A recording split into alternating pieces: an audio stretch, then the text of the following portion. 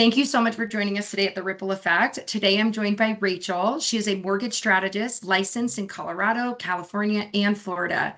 She leads with a why so clients feel clear and confident, and she brings a wide angle view of lending and structures thoughtful solutions for clients who are relocating, investing, and building across multiple markets.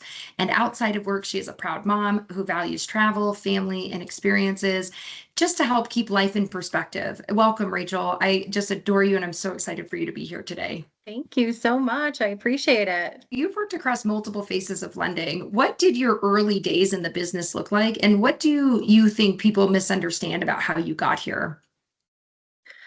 Oh, early days in the lending business. So if we're going to go back to, I don't know, circa 2001, 2002, I would say that that was probably a little bit more of like the loosey-goosey chaotic era where we kind of got to do, I want to say, shoot from the hip lending, so yeah, it was a little bit more chaotic. I would say a little less structured for me. I don't really feel like I was going to fit into the lending lens or experience. I never rolled out of bed and said I want to be a loan originator, loan officer, or even be in this business. It was just kind of a job for me to make money, pay my rent, pay the bills, all of that, like most of us. So it was never supposed to be a lifelong career path for me. So, dabbling in the past 26 years, it's definitely evolved, changed all of the things, even in the business, but myself as well, going through all of those changes with the business. And honestly, every company that I worked for that company, as a loyal person, but each company that I worked for, honestly, because they were small mom and pop shops, they ended up kind of going under. So I was always like the last person there. And then they would go under, and then I would find another place that I would just absolutely love. And then something would happen, So I kind of did that for quite some time. And I landed at Wells Fargo for about 9 years. And that was like the longest. And then my previous position, and then this new position. So I didn't change jobs very much. Wow. Yeah, 9 years at Wells Fargo. That's tough to even to get out of the banking world. I hear that's really hard on people, just based on Mhm. how they're structured and how clients come in, that it can be fairly difficult to leave those. How was it leaving Wells Fargo? Was that pretty difficult? Honestly, it wasn't just because at that point in time, I mean, yes, it was difficult to leave like the retail side, the commercial side with friends and whatnot, but it actually wasn't that horrible because I wanted to be um I don't know. I kind of wanted to have my own structure Mm, with what I was doing in the lending space. And I mhm. also was moving back to New York. So even though I went back to New York, I still was within Wells Fargo, but that's where I switched back into origination. And then when I came back out here, I fell back into origination again after I'd left the business. So long story short, it wasn't super hard to leave Wells Fargo in a sense. Just because they were more retailed, and I think they were also getting out of that space as well at that time. I love that you approach your lending business with a why mentality and not just an interest rate. I mean, I completely understand how important interest rates are. I will never argue with that. I think understanding the why and what's going on with the client and understanding how you can truly support them and the importance of obviously getting a deal closed is so much more important than just leading with a rate, right? Because that's transactional. You were treating people like they were transactions. So I love this mentality so much. But I would say, like, what shifted for you to help you build that? Like, what happened? Unless this was always your mentality, maybe it was. But if it wasn't, what would you say shifted for you to help build your process and strategy around really focusing on the client and the why for them? It's a great question. I would like to think that I've always kind of just had that natural ability to coach a client in their, whether it's their first purchase or their investment home or something like that. That's really where I shine, is just coaching the client and talking to them in those next steps, and then building out like the financial future. So, I start with that, and I love it to be a conversation. I never want it to be an email, because that's where you can really get belly to belly with people and just kind of read the room, hear what they're saying, and figure out like what's most important to them. Because a lot of times, you can't hear that in an email. And a lot of times people they're scared, they're really Mhm. scared about, um, you know, I want to say like just buying in general is a scary process. I don't want to say that it's scary, but it is, right? It's a huge Mhm. milestone and people just get very intimidated that they're going to be taken advantage of. Mhm. So I dive into that with that phone conversation of just saying like, hey, here's the next steps. Here's how I'm going to walk you through all of this. We just go through, and it just flows naturally for me. So if I was on the phone, I'd be like, okay, here's step number one, step number two. We're going to get, your, I guess just kind of like the markers or the, like the things that are most important to you out in the open and then Mhm. back into everything else. And usually that's going to be like payments. Rates are Mhm. usually pushed aside at that point because Mhm. again, like it's more than just an interest rate. So I like to make people feel, you know, heard, I guess. Yeah, I love that so much because I do think it's the most important part. So many people in the industry treat people like they are just a paycheck, just a transaction, and it's not that. It is scary. It's so exciting to buy a home and it's so scary. I always tell people like it's very normal to feel both extremes of those emotions because it Right. is scary. You're scared you're going to be taken advantage of. You're scared that you're going to be, what if my furnace goes out and I have to pay for it? What if I need a new couch? What if all the things, right? There's so many what ifs. What if the house floods? But it's also when you're renting, you're just paying someone else's mortgage. This is what I try to Right. educate them on. You're just paying the landlord's mortgage instead of your own mortgage. And I Right. just try to guide them through the fear is normal. And it's so hard to find that. I say that with everybody I hire, like that's the hardest thing to teach is the people skills and the reading the room and the understanding the why and understanding what's going on for them. Is it fear? Is it the fear of being taken advantage of? Is it fear of owning a home? Because it's so real and that can be all consuming for people. So it's interesting what a natural trait that is for you, just to be able to read people so naturally. I think it makes you so good at what you do. Yeah. No, I definitely, it's definitely not a common quality, at least what I've seen in this industry. Some people are just so natural at the process and the steps, the data behind the process, or just naturally quoting interest rates and whatnot, and they never really make that connection with the Mhm. client. And that's something that I always truly, want to build because I want repeat customers. I say a lot of times in my conversations with people, like once I pull your credit, we're best friends for life because I know everything about you at that point in time except for your blood type. And people usually Mhm. get a little bit of a laugh out of that because Mhm. truly I do, I know so much about people after that initial credit pull or just having those conversations. So, Oh, I love that. And being able to like make them, because I always make the joke too about your blood type. Like all the last thing we need is just your firstborn, no big right. deal, give us your blood type and then we're good. Like it does feel like it's pulling teeth sometimes for people, but it is fun to make light of it because it is scary and it is so personal. It's so personal. It's so invasive. It's why it's hard to build trust as lenders.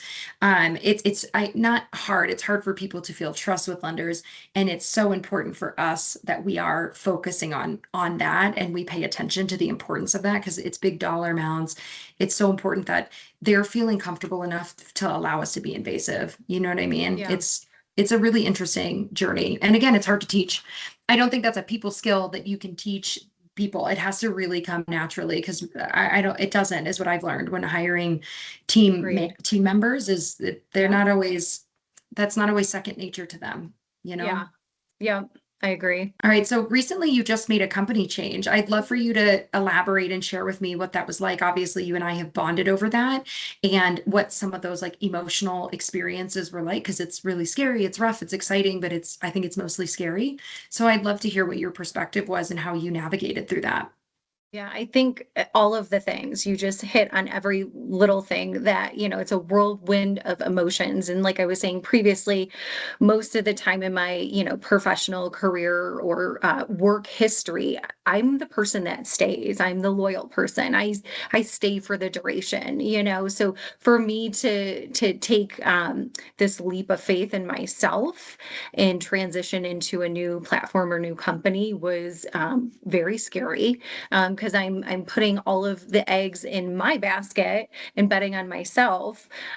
So that part was definitely one of those things that I'll never forget. It was a life-changing moment when it hit me, and I was just like, all right, I'm ready to do this. And I had to obviously let the other, side of that coin know like what was going on, and that part didn't go the way I expected it to be. Honestly, it probably went a little bit more of the way in which you and I had talked about, because we had a, Mm, conversation around, like what might happen. mhm, So yeah, I mean, it was definitely a hard situation to kind of go through, but coming out on the other side, I can definitely see it was for the better.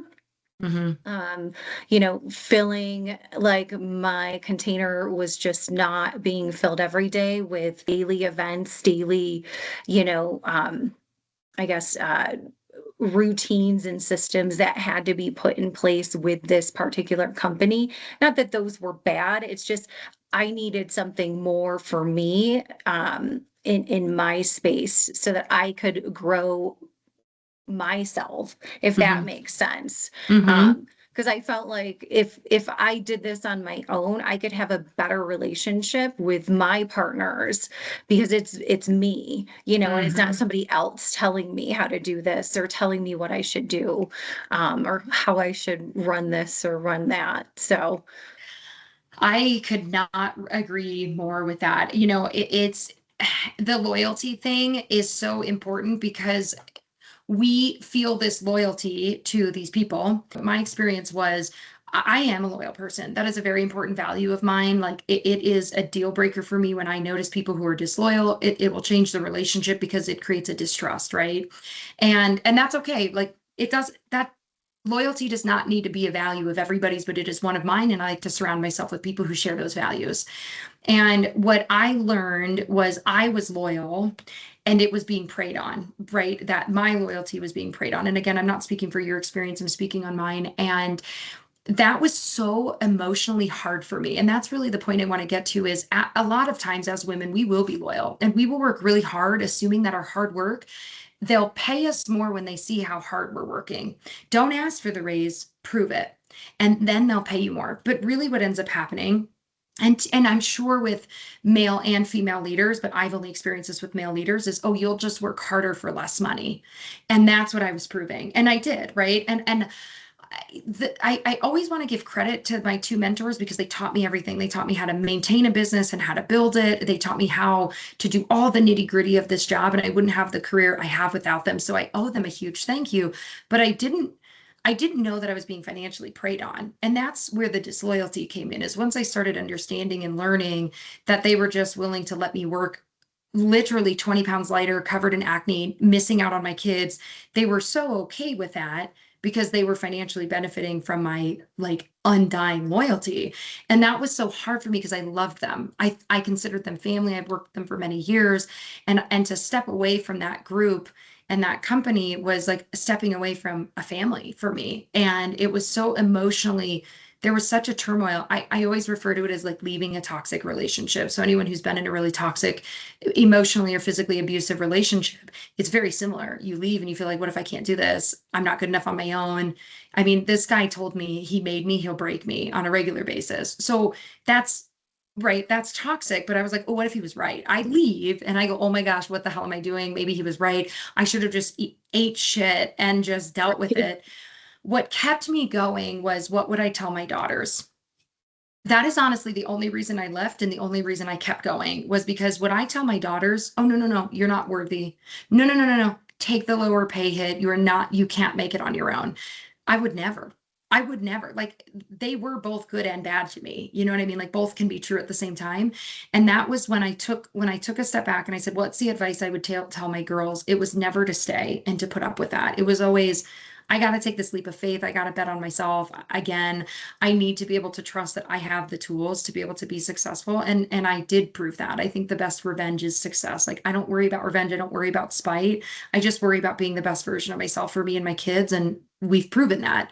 And I think that the emotional impact of loyalty and loving people and knowing that you need to leave them is so hard. And I know that's what you went through was the the fear of like, I love these people. How do I leave them? I know how hard that was for Exactly. you. Yeah, yeah, exactly. It's so hard to think that somebody could be so loyal to a company or so loyal to, just the tight-knit group of people that you work with for so long, and have that bond with people, but then, feel, I don't know, kind of like ostracized a little bit from separating yourself and trying to just like go and, better yourself, whether Hmm. it's, at a different place, different platform, or what, even if I was in a different industry, Yep. and it just seems like I've been kind of put out on an island, Hmm.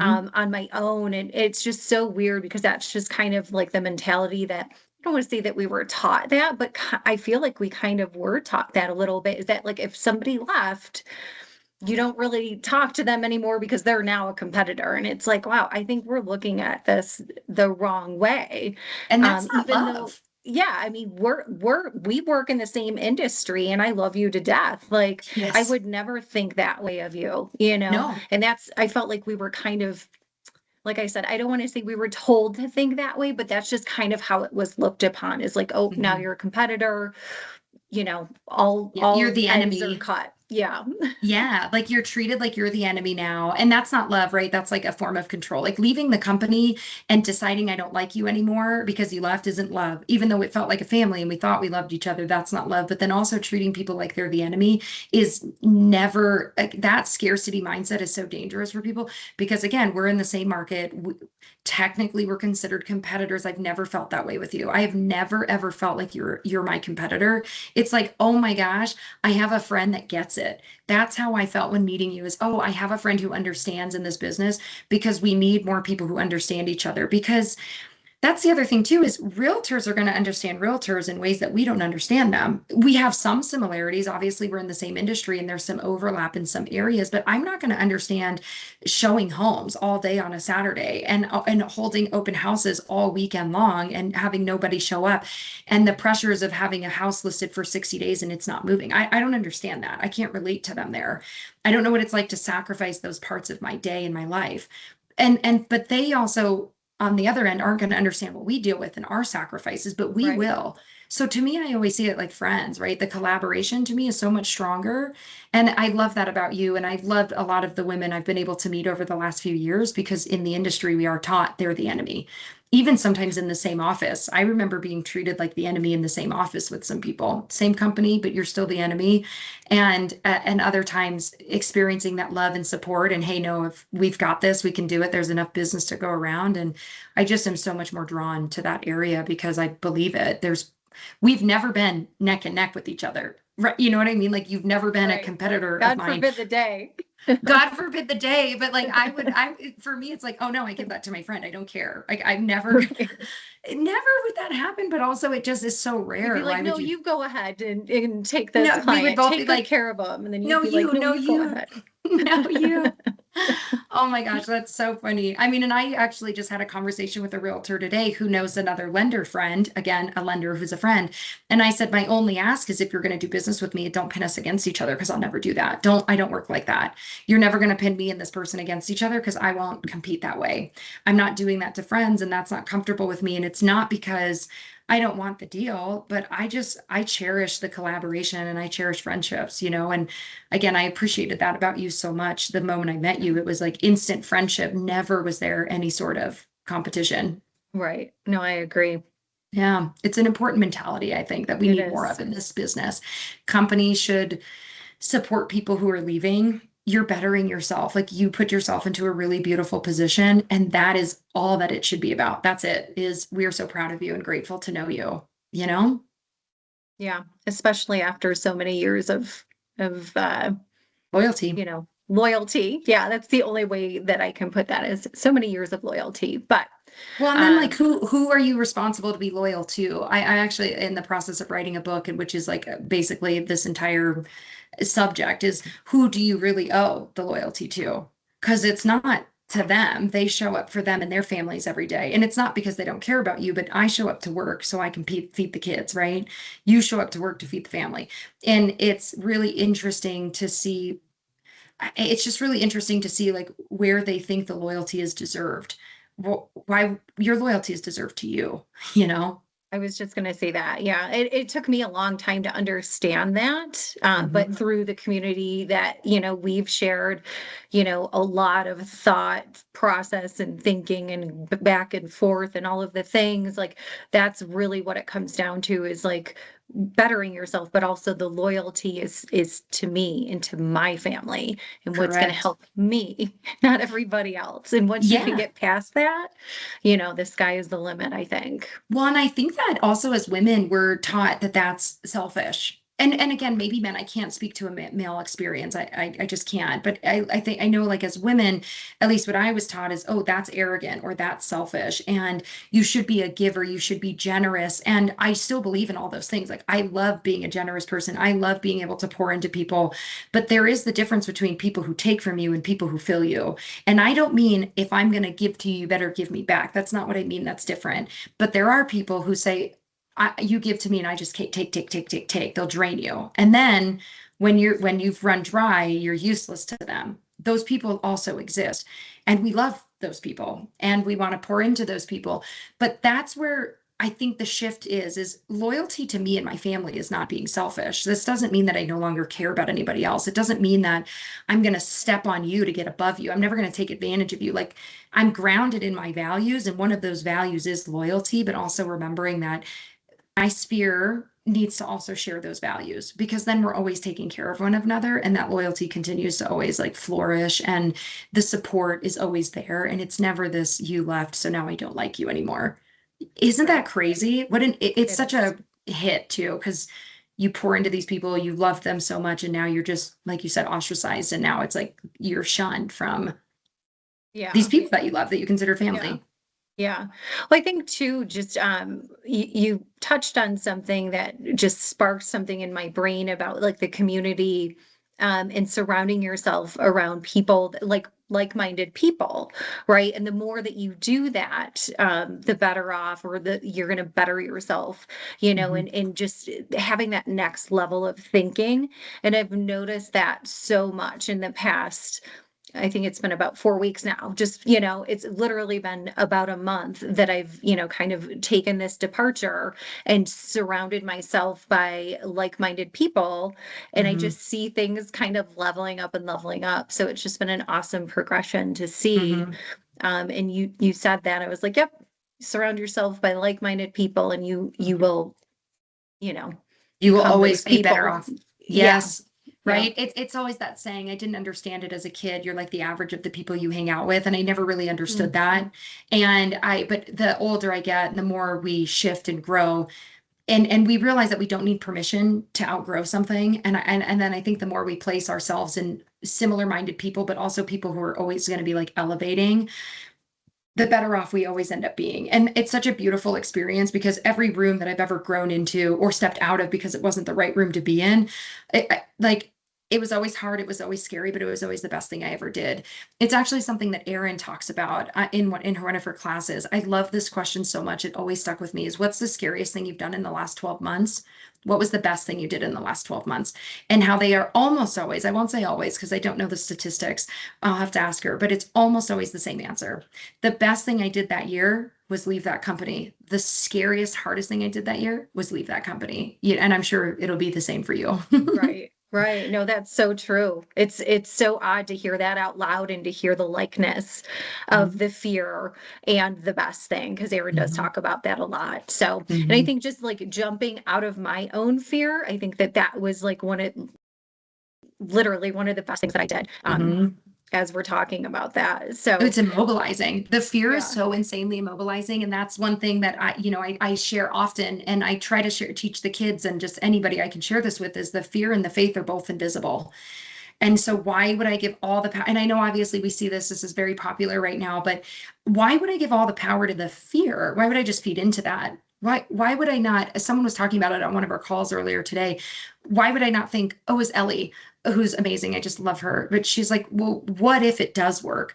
What if I do meet the right person? What am I envisioning for this? What would this person look like? Right. I think they were talking about hiring an assistant. What does this person look like? How do they work? What if it does work, opposed to the fear of I'm never going to find the right person and it's going to be a hard hire, which, I get caught in that headspace too, is, oh my gosh, what if I hire the wrong person again?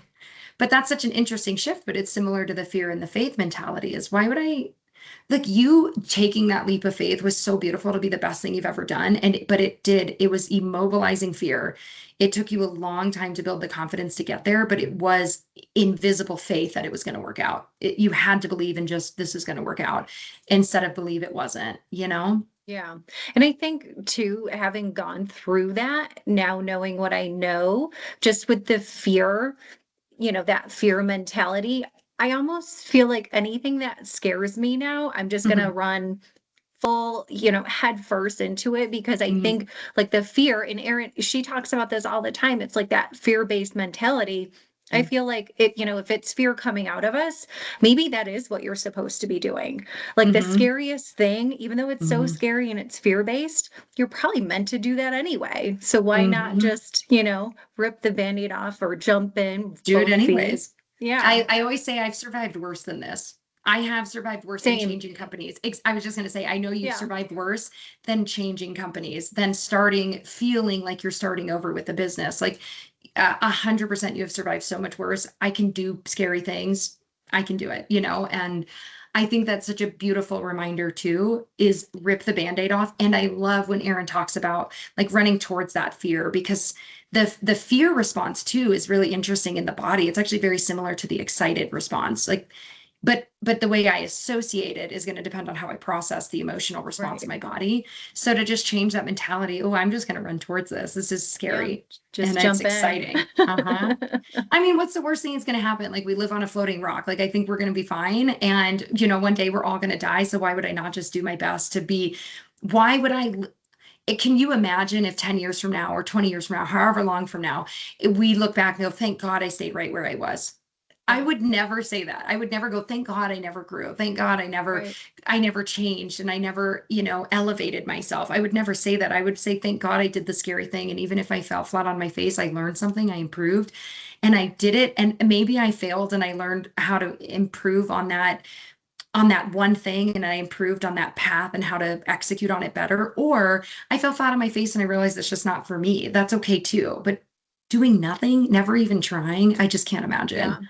Well, that's getting out of your comfort zone, like just getting outside of your comfort zone. I can name like 10 things this past week that I did, this being one of them, of getting outside of my comfort zone. Like, and I think that that's all lining up with the fact that I did jump into my fear. Hmm. And just kind of like checking the box of like, okay, well, I've done this now. That's going to be easy, going forward. I mean, maybe not easy, but easier. Hmm. Right. So just, getting outside of that comfort zone, I think is definitely something that people um, they don't think about that a lot. They don't, it's because it's harder to do that, right? It's harder to, Hmm. you know, I don't know, like we always talk about doing videos and social media and all of this kind of stuff. And it's definitely like people have that in their heads about, how am I going to look, Hmm. to everybody else. And I just had a conversation with Rachel Cardwell this past week. Hmm. Actually, I think it was yesterday, just about social media and how you should be looking at that as a business tool, not like with your friends. Like, who cares what Hmm. your friends think? Social Hmm. media isn't for them; that's for business. Yeah. And just the mindset of that and like getting outside of my comfort zone with that has just put me in a whole different direction of things. So I thought Hmm. that was pretty interesting, That is as well. interesting. Mhm. And also, again, it's like doing the scary thing and getting out of the habit. So also, if my friends were going to judge me because I was trying to build my business and posting on social media, A, are they even my friends? Probably not. And because that's the thing too, is you notice how many of your friends don't comment or support you online, which is fine. Like, I'm probably annoying. I'm bombarding their what's it called? Their feed, right? Yeah. I don't But even know what it's called at this point. but there are people who are super supportive of me. I don't even, they might not even watch it, but they're always going to like and share and comment because they're just there for me and they just love me unconditionally. And that's beautiful. It's beautiful to have those friendships and to see that is, anyhow, it's just interesting. But then also, I like what you said about stepping out of the comfort level because I think that it's scary because I've never done it before, right? You've never left a company like this, not that you loved and that poured so much loyalty and so much of yourself into, and then you're in a position where you're needing to leave to better yourself, the fear that came along with that, and the potential of disappointment to people that you cared about. But, of course you've never done that before, so of course it was really scary because it was the unknown. And then but then it ends up being better for you, right? It ends up being the best decision for you. I like the analogy of babies learning how to walk, right? They don't know how to walk. It's probably kind of scary. They're hesitant, they're watching, they're observing, and then they take a couple of steps, and then all of a sudden they take a few more steps, and now they're running. And it's kind of that they never walked before. Of course, it's really weird and scary. It's unknown, and they're going to be really, watching. I don't know if you remember your kids walking. I'm sure you Oh, do, I but it's do. yes, right? Like it was I have a yesterday, story right? for you. Yeah. Oh my gosh. Okay. I can't wait to hear it. But it's like that, right? It's like that scary. I'm scared and I'm going to sit down. They stand up and they go, well, I don't know what I'm doing. I'm going to sit down. Yeah. But then you watch them build that confidence in themselves, go, nope, I'm doing this. And then we walk like it's nothing now. It's second nature for me. I don't even have to think about it. But that's a part of it is outside of the comfort zone. There is like so much beauty in that, and you just have to do it and you will survive it because we have survived worse. And I just love that analogy because most of us can align with that. We've either watched our kids learn how to walk or we walk, you know what I mean? Like Yeah. we're walking and we know that it was, we weren't out the womb walking. Okay, tell me your story. I can't wait to hear it. Well, just to end on that though, like that's that saying you have to learn to walk before you run. I think that Hmm. that's like perfect for that. But anyways, my daughter, the brilliant little human that she is, and of course we all think that our kids are just amazing, right? She was learning how to walk when she was about 9 months old, This was my daughter which is too, which yeah, is so okay, crazy. maybe it's girls, I don't know, but she was learning. And my mom just brought this up to me the other day and I was giggling at it because she would get up and she would try to walk, and she had this like pail. It must have been like with the sand, like this pail in her hand, but she kept falling with the pail. She would not let that pail go, but she also did not give up in walking. Like she just got up repeatedly until she perfected like Hmm. getting to the other side of, I don't remember wherever she was going, but just thinking about that, I was like, oh my gosh, like 16 something years ago, this little human trying to learn how to walk and whatnot. So yeah. So cute. And I love that she had like a comfort pail. Yeah, it was So like a cute. pail, and she would not let that sucker go. Like, yeah, even my mom was like laughing about that. She's like, remember when Lyra had that little pail and she just wouldn't let it go and she was learning how to walk? I was like, oh my gosh, the best memories. So cute. I love what kids attach to, like as their comfort, whatever it might be. My nephew had like a comfort skeleton. They put it out for Halloween and he was like, this is mine now. And to have like a pail, like a little bucket. Oh my gosh, that's so Maybe it was precious. what, holding her up or like giving her like the I know even that's exactly what I was envisioning. She balance or felt like it was something. balancing her somehow. But it was, Determination though, that's what I'm thinking is like the yes. determination. I'm one to like never quit. So hopefully that's where she got it from. But that's exactly what it is, right? It is the determination. It's kind of the like unwavering confidence in I just am going to execute. I'm going to do it. I'm not saying I'm going to be perfect. I'm going to try to do it well, but this unwavering determination, resilience, and grit too. Which also I think falls into integrity. I said I'm going to do it, so I'm going to do it, right? I set the intention, and I at least have to get there. I don't quit. I don't quit things because like they got too hard. If I quit something, it's because, oh, I tried, I gave it my best. I know I gave it my all. And now it's time to step away from something. But it is never because it just got too hard. And that determination is really cool to see in little ones. And even just again, I'm sure it's like it was yesterday with your daughter who's 16 now. But it's crazy to think that is exactly what it is. It's determination. I'm going to walk and I'm going to hold my pail the whole time too, because I won't learn without this pail in my hand. Yeah. But she did it. She did Yeah. it. And now it's all the hard things. We do hard Yeah. things, you know? Yeah.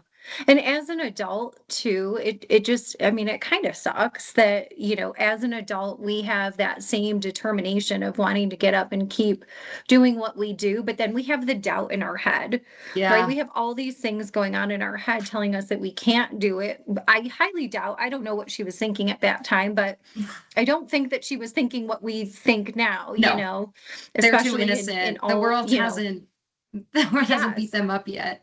Right, right. So like going back to that little bit of innocence, like wouldn't that just be so lovely for Mm, everyone to just dial back into that? What they call it like the inner child, like go back to yeah. your inner child and, Mhm. explore that I vulnerability or whatnot. I think it comes back with age, right? I don't, like I've seen that in some older generations in the family who just stopped caring, who cared a lot. I mean, I can even speak to like my grandmother who still cares about something. She's very cute and funny, but there's certain things that she was adamant on, never speaking on. She wouldn't share. She was just like, nope, I care about how I'm going to be perceived. And as she's gotten older, she kind of is a little more free with what she'll share and what she'll say. And she's like, take it or leave it. Like, I don't care anymore. I'm going to die one day. I'm not going to sit here and care what you think. And what's interesting is most people are thinking about themselves. They're thinking about themselves and what other people are going to think. And that's what I'm thinking about too. I'm thinking about myself and what other people are going to think. And I think what makes it so amazing is most people, 80% of people won't do. They just won't do anything, right? You were talking about the social media thing. How many people just aren't doing it? So just doing it is already better. Doing it is already like carrying a little bit less. But I try to either tap into older Alexa or tap into younger Alexa, whichever version of me I need in that moment, like not caring so much. Because gosh, if I made every decision based on what I thought someone was going to think of me, Oh, I would be very complacent and I would still be pinching pennies and living off of food stamps. So I'm okay with not worrying about that. I remember being a teenager and my mom would always ask me to go to the grocery store with her, like 15, 16, whatever. And I don't know why I loved it. I just loved going I hate it now. I absolutely despise the grocery store. I don't even Same. like going, but I order groceries. do you? I'm like, I don't want to go. I hate it. But I remember being that age and I could not leave the house without like looking proper, having makeup on, all of the things. And like Mhm. older Rachel is not like that whatsoever. And I try to instill that in my daughter as well. I'm like, Mhm. hey, don't ever like at least try something like once, Mhm. try to live your life, we give your we always give our kids this advice is like try to live your life to the fullest, all the things like I tell her all the things that I wish, Yeah. unfortunately my mom had told me because I probably wouldn't have cared so much just about some Mhm. of those little moments in life about like, maybe letting loose a little bit or stepping outside of my comfort zone or, Yes. and older Rachel is figuring that out now because I don't want to die and have any Yes. regrets. So I tell her, I'm And like, yeah, no regrets. yes, and we teach them that because I wish I would have known sooner, right? Yeah. It's exactly that. And I try to teach my kids that. And one of my kids takes my advice and the other one is like, I have to learn for myself. And that's fine, right? They're going to learn differently and that's great. But it is interesting to see the difference. And I try to teach them what I'm trying to teach them is like, why are you doing it? Because my teenager right now is like, we're going to the grocery store and she wants to be all dressed up for it. I'm like, no, I want to leave Mhm. right now, right? I Yeah. have a little Rachel at home But mom, there and might be a boy there or something, yeah, right. like But and so for me, it's at least if you're gonna do it, understand why you're doing it and make sure it's for you. I'm not doing this because I might see somebody I know and they might think I look silly because that's not an appropriate answer. I'm not doing this because I might see a cute boy, not an appropriate answer. I like if I'm doing it because like I sometimes I like to get dressed up. Sometimes I love doing my hair and I love doing my makeup and I love being in a cute new outfit and I want to wear it out just because I want to feel good in this. If that's the reason, that's fine to me. Get ready then, girl. But if you're doing it because you're worried about what someone else might think, if it's stemming from an insecurity, no, like we're stopping that now. I will drag you out of the house, hair a mess, no brush teeth, in your pajamas to try to teach you the lesson if I yeah. have to, Yeah. because I confidence came so much later in life for me. I did not have it in Yes. my early days. I honestly I don't even think I had like good confidence until my late 20s or early 30s. And that's when it really started that's when I really realized like how many years we waste caring too much about what everyone else Oh, thinks. yeah. Yeah, Hmm. And definitely. still, Don't, yeah. Tell your daughter, like, it does not matter. hmm Yeah. Does not matter. You're going to Like, regret carrying so much, but that's hard to yeah. teach when it's their whole world. Have a little fun in life, I guess, right? This is me Yes. speaking out loud because there's just so many things lately that I would never consider doing. And I'm just, again, stepping outside of my comfort zone. And I think, you know, Erin always talks about like door number one and door number two and stepping through door number Mhm. two that day at your event at Ripple Yeah. Effect and just committing to that door number two and seeing the growth and just the expansion of everything that Mhm. I've seen in the last, month, 2 months, whatever, has just been pretty amazing. So And it's only going to get better from here. Like making those big changes. Again, the visual of stepping into a different door. Door one, for those who are listening, door one is staying right where you are, like complacent, right where you are, no change, no growth. And door number two is the big thing you've been dreaming of, some sort of big change, right? Like I don't want to be right where I'm at, but I'm afraid, but I'm going to go through the door anyways. That's kind of the concept there.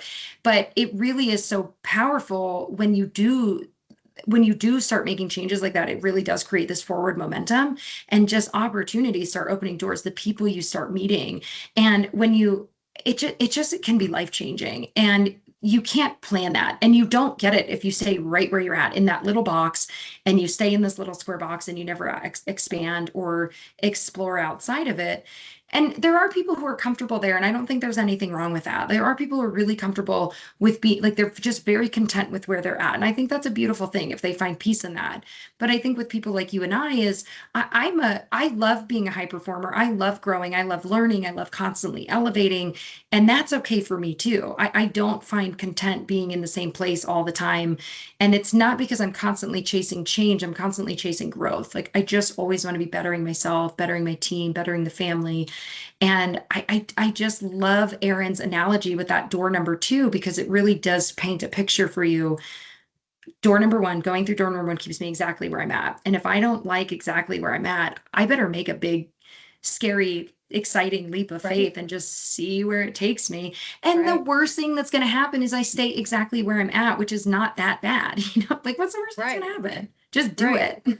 Yeah, Someone might judge you. Who cares? They're judging you anyways, by the way. right, right. The people who are going to judge you are going to do it anyways. So it's Yeah. it's a really interesting journey and an exciting one too, to say the least. If you could talk to the version of you early in your career, and I think we kind of talked about this, but I want to elaborate on it. If you could talk to the version of you early in your career, what would you tell her to stop overthinking and start doing sooner? Oh my gosh, I am like literally the overthinker, you know, I'm the epitome of overthinking. I overthink everything. So I would probably have to like shake her a little bit and say, "Hey, like, not everything has to be perfect.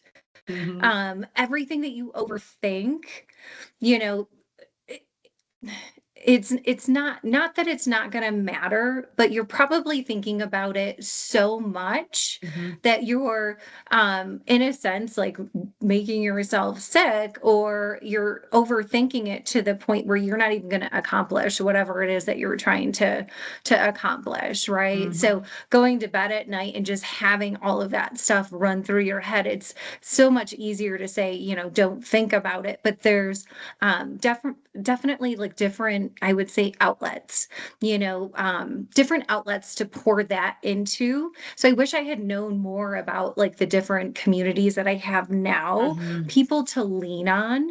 Hmm. Definitely like, and that I can't, this is what I would tell her. You can't do it all yourself Hmm. either. Hmm. That's the probably the number one thing is I always would try to be the person that did everything. I'm that lady Hmm. that's got the baby on the hip with the books and the laundry and the And the the computer and groceries. yeah, like ever, and then I'm climbing a mountain and going to the store and like everything, right? Hmm. So maybe trying to not do as much, but you can offload some of those things and you know having that community and teaching me that this late in life, it's been a Hmm. blessing, of course, but if I could go back and say, hey, girlfriend, here's all of the things, Yeah. that would probably be one of them. And then, you know, I take a lot of pride in how well I still do, but take a lot of pride in like how I look and how I present myself, but maybe just not be so, we were just talking about this a little bit earlier, just like it's probably goes back to a little bit more confident. So how to be just a little bit more confident in myself and Mhm. knowing that the things that I do know, you know, I know them for a reason, like just be Mhm. confident about it. And if, maybe if I don't know a little bit of something, or if I need to be, informed a little bit more, like that's okay too, you Yes. know? Yes, like the less insecure, more confident. We're all figuring it out. Stop, and the Yeah. overthinking. I love that you mentioned that because I I learned this a few years ago and it really resonated with me is if I'm going to stress about it now, right? I'm going to overthink about it now. And then the event happens, I've stressed twice. I have just put a massive amount of stress on my body two separate times. Or I stress about it because I'm overthinking it, an insane amount of stress, and then it never happens. And I stressed out for nothing. And what that does to the body and the mind is so bad for you. And to Yeah. not so and again, I always go back to the, okay, I've survived worse. Like, of course, I'm feeling the stress, and it's a lot of like self-talk, but also just telling myself that I've survived worse. It's going to be fine.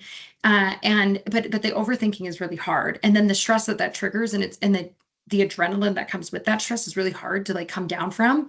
And I mean, you have to like cut everything out or create like a very severe distraction to be able to even cut yourself out of that headspace because it can be all consuming if it's a natural, unfortunately, like a natural place for us to sit in as kids, then adults.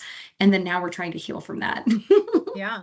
Yeah. It's a I mean, journey. like I said, talking to like your community friend, guidance whoever you Mhm. have to talk to, like talking about that Yes. helps so, so much. So, I mean, I could sit here all day, life lessons with Rachel, like maybe I start my own show, I could tell you a million things of, what not to do, because I feel like Hmm. I've done everything, but I've also done some pretty great things too. So, Yes. But that's what it's all about, right? Is like you've yeah. done all those beautiful things and the not stressing so much and giving yourself more credit and then leaning on the groups that you do have. So I love that advice is like you don't need to go through it alone too. I think we tend to Correct. assume, which I also think stems from an insecurity of I'm the only one going through this.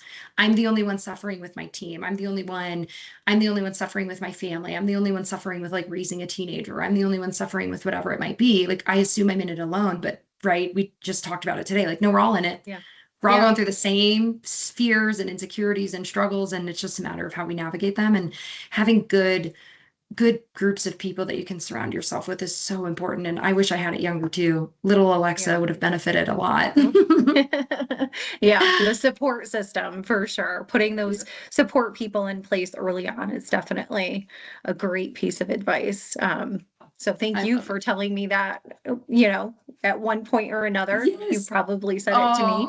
Oh, yes. Oh, well, good. I'm glad. I think like women's groups and even different like men that I've met are just have really, again, when they share my values, they've impacted me substantially. And that's what it comes down to. It's like, I don't care if you're a girl or a boy, I don't care who you are, I don't care about any of it. If we share values, we're gonna like you're my friend for life, because we're always gonna elevate each other. It's a really beautiful relationship to build. I Okay, agree. before we go, I want to know where can people find you if they would like to connect with you? Do you have a website, Instagram, email, LinkedIn, phone number? What's the best way for people to find you All online? of the things. So I do have Instagram, which I am currently trying to grow and shine a little bit more on. So, and then I do have a new website coming. So I'm doing a branding session this week. So that will be up and running soon. But definitely, I have my current landing page with my company and whatnot. But email, phone, all of those things are always great to reach me. At Rachel Mortgage Strategist. It's Rachel at stevenslending.com. And Thank please give you. Rachel a follow online. Let's help her build her Instagram up. And thank you so much for joining us today at the Ripple Effect. I am so grateful for Rachel for being here today and sharing all of her wisdom. She is a wonderful person. And like I said, please go give her a follow. Thank you so much for joining us today at the Ripple Effect. Rachel, thank you so much for being here today. I am so grateful that everyone had a chance to hear from you and you were able to share your wisdom. And I can't wait to see you next time.